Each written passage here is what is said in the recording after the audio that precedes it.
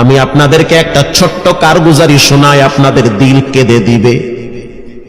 2016 সালের ঘটনা। তখন ঢাকায় মোহাম্মদপুর আমি খতমে তারাবির জন্য 2 জন হাফেজ নিয়োগ দেওয়া হবে কেন্দ্রীয় মসজিদে। অনেক হাফেজে কোরআনরা সিরিয়াল ধরেছে তারাবি পড়াবে। কার মনে না চায় এত বড় এক মসজিদে আমি যদি চান্স পাইতাম তো আমার কপালটা খুলে যেত। শুক্রবার দিন সবাই দরখাস্ত রাখলো, ইন্টারভিউ শুরু হয়ে গেল। পরের জুমায় অসংখ্য ছাত্রদেরকে দেখছি খতমে তারাবির জন্য ইন্টারভিউ সিরিয়াল দিয়েছে। ইন্টারভিউ বোর্ডের ভিতরে আমি ছিলাম। কয়েকজন হাফেজকে আমরা সিলেকশন করছি যে এদেরকে নেওয়া হবে। এদের তেলাওয়াত সুন্দর, পড়াও বড় মজার। আমরা কাগজগুলো এক জায়গায় জমা করছি। পরের জুমায় আমরা ঘোষণা দিয়ে দিব কোন মায়ের সন্তান চান্স পাবে। পরের জুমায় যখন জুমার নামাজের পর 3টার দিকে যখন আমরা বসে বসে ফলাফলগুলা দেখতেছি যে কাকে কত নাম্বার দেওয়া হয়েছে, দরওয়াজা লাগায় দিছি, জানলা লাগায় দিছি, এসি ছেড়ে দেওয়া হয়েছে, সব লাগানো, বাহির থেকে কিছুই দেখা যায় না। ইন দি মিন টাইমে মসজিদের বারান্দার দরওয়াজায় কে যেন নক করতেছে। খাদেম সাহেব আস্তে করে জানলা খুইলা উকি মাইরা দেখতেছে যে 2টা ছোট বাচ্চা বাহিরে দাঁড়িয়ে আছে, একেবারে অল্প বয়স। খাদেম প্রশ্ন করলো, তোমরা কারা, কেন আসছো? বলে, আমরা 2 জন আসছি খতমে তারাবির ইন্টারভিউ দেওয়ার জন্য। খাদেম সাহেব একবার পায়ের দিকে তাকায়, আবার জামার দিকে তাকায়, কারণ কথার সাথে বাহ্যিক সুরত মিলে না। অন্য অন্য ছাত্রদেরকে দেখছি কত উন্নত পোশাক পরে, গেটআপ কত সুন্দর করে ইন্টারভিউ দেওয়ার জন্য আসছে। আর এই 2 জনের দিকে তাকায় দেখলাম মনে হয় রাস্তায় ভিক্ষা করতে করতে আইছে, মানায় না, একেবারে গরিব। খাদেম বলল, ইন্টারভিউর মেয়াদ শেষ, চলে যাও বাড়িতে, নেওয়া হবে না। যাদের ব্যাপারে পরীক্ষা নেওয়া হয়েছে তাদের ব্যাপারে ঘোষণা দেওয়া হবে। বাচ্চা 2টা নাসর বান্দা বলতে আছে, আমাদের তো টাকা নাই যে আমরা ভাড়া দিয়ে এখানে আসব।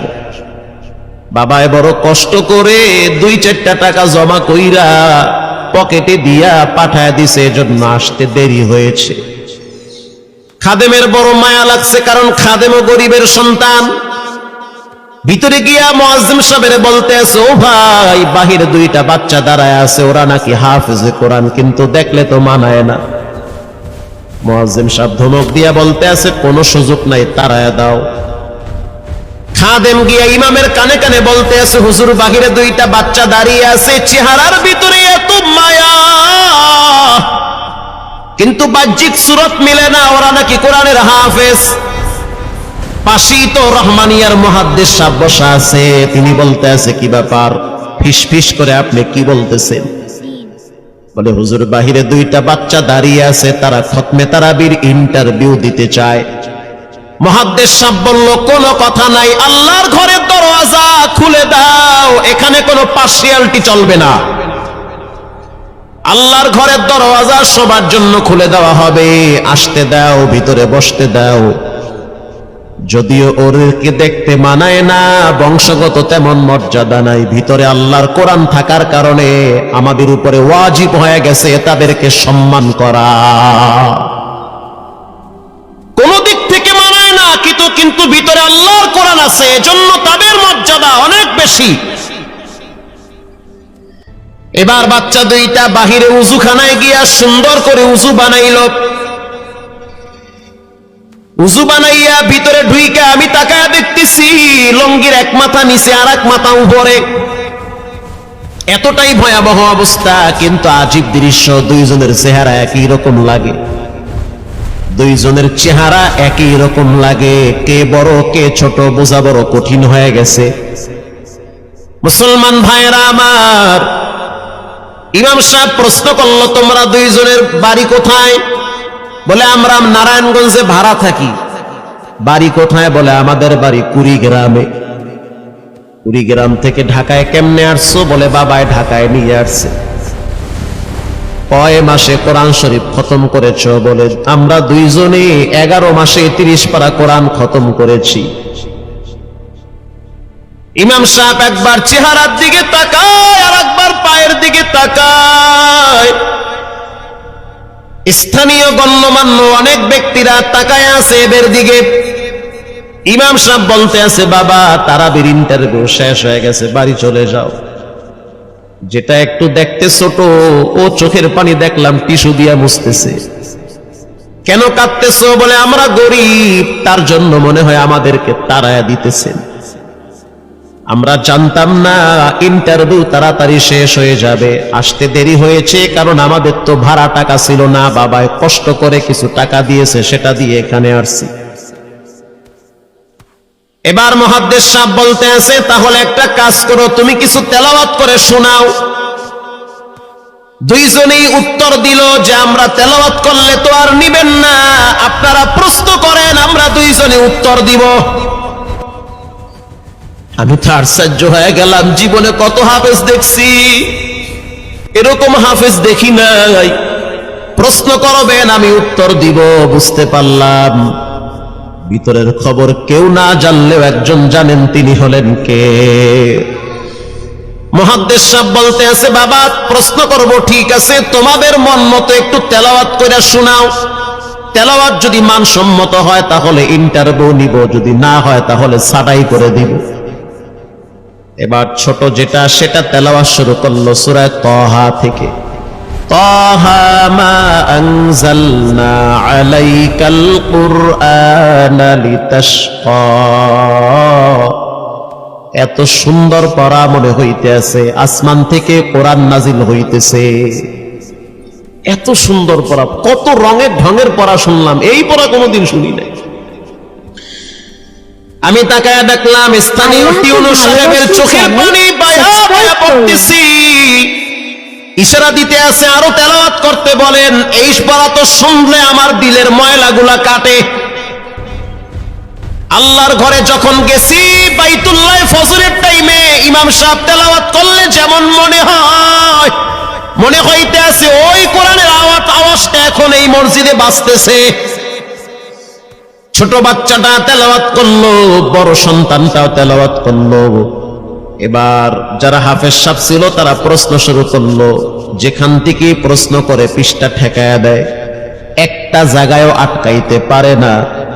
এমনকি বাচ্চা দুইটা এটাও বলেছে, যদি আপনাদের যদি ধৈর্য থাকে তো আমরা দুইজনে পুরা 30 পারা এখানে এক দাঁড়ানে পড়ায়া দিব।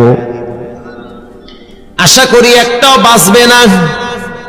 এত সুন্দর পড়াশোনার পরে মোতাওয়াল্লি সাহেব বলল, সব বাদ, আমার কাছে এই দুইজনই পছন্দ হয়েছে। এই দুইজন রে মোতাওয়াল্লি সাহেব দাঁড়াইতে পারে না, হুইল চেয়ারে বসে থাকে, কাছে ডাইকা বুকের সাথে জড়ায়া ধরছে আর বলতে আছে, আল্লাহ এমন একটা সন্তান যদি আমার থাকতো জীবনটা ধন্য হয়ে যেত। আমার মৃত্যুর পরে একটু হইল তারা কোরআন তেলাওয়াত করতে পারত।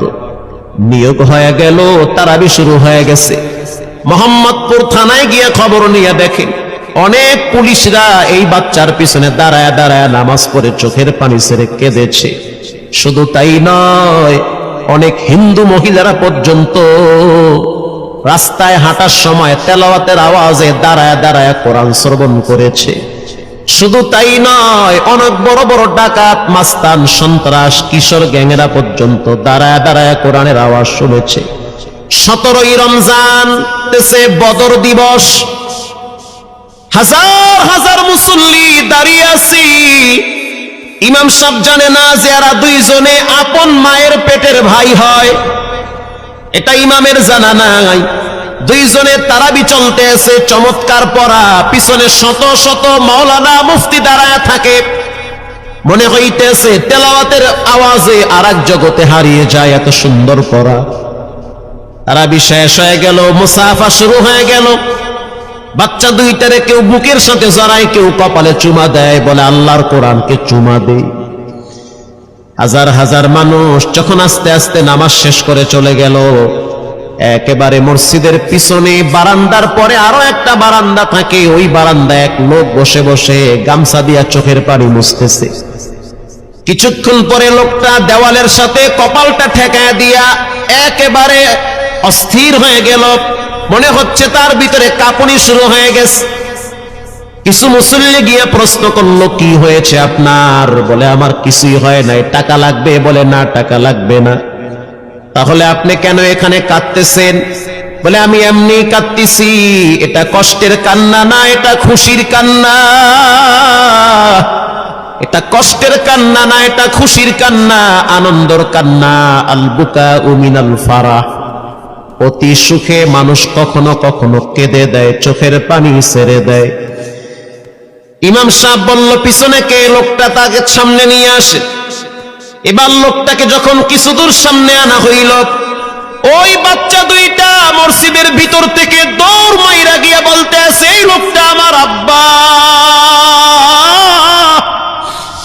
ইনি আমার আব্বা হয়। ধমক দিবেন না, রাগ করবেন না। আমার আব্বা ঢাকা শহরে রিক্সা চালায়, রিক্সা চালায় চালায় আমাদের দুইটা ভাইরে কোরআনের হাফেজ বানাইছে। ইমাম সাহেব ধমক দিয়ে বলতে আছে, আপনি কেন দেরি করলেন? আগে কেন আসলেন না? রিক্সাওয়ালা বলতে আছে, আমি যদি আগে আসতাম আর যদি পরিচয় দিতাম আমি রিক্সাওয়ালা, হয়তো আমার বাচ্চা দুইটারে মানুষ খোটা দিবে যে রিক্সাওয়ালার পোলা। এজন্য আমি আসি নাই। দূর থেকে নামাজে কোরআন তেলাওয়াত শুইলে আবার আস্তে করে দূরে চলে যাই। মাঝে মাঝে বাচ্চা দুইটার সাথে দূর থেকে আইসা দেখা করি।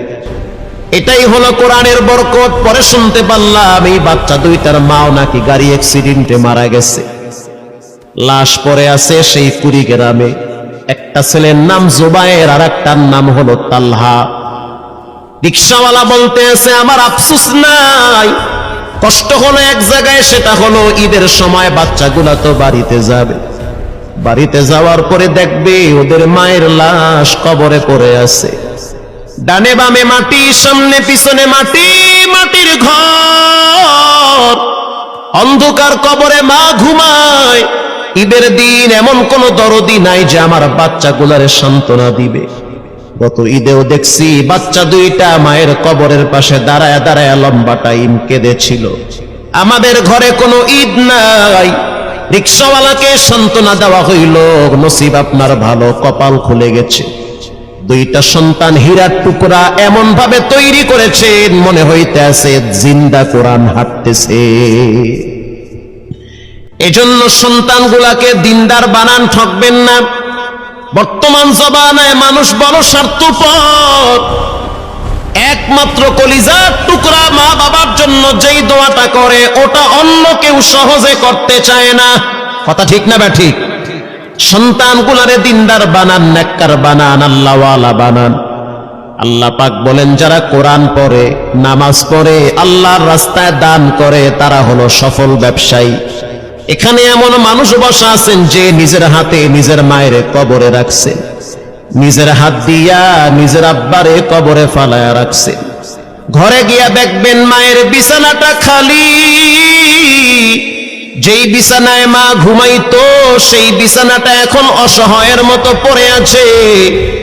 বাবায় যেই বিছানায় শেষ বয়সে বসে বসে কোরআন তেলাওয়াত করতো, সেই বিছানাটা পড়ে আছে। এখন আর কেউ বলে না, বাজান তুই কেমন আছো? এই কথাগুলা মা বাবার মুখ থেকে সবচেয়ে বেশি বের হইতো। মা বাবার জন্য এখন চাইলেও তো কিছু করতে পারেন না। আজকে যদি আপনার মা বাবা থাকতো, খাওয়ানো লাগতো, চিকিৎসা করার লাগতো, অসুস্থ মাকে নিয়ে ভোলা মেডিকেলে যাওয়া লাগতো, অসুস্থ আব্বারে নিয়ে লঞ্চে করে ঢাকা মেডিকেলে যাওয়া লাগতো। এখন মাও নাই, বাবাও নাই, টাকা আছে, চাইলেও খরচ করতে পারেন না। সহজ একটা রাস্তা বের করে দেই, এর চেয়ে সুবর্ণ সুযোগ আপনি পাবেন কোথায়? আব্বারে তো থাকলে খাওয়াইতেন ভাত, না তো আর করতে পারতেন না।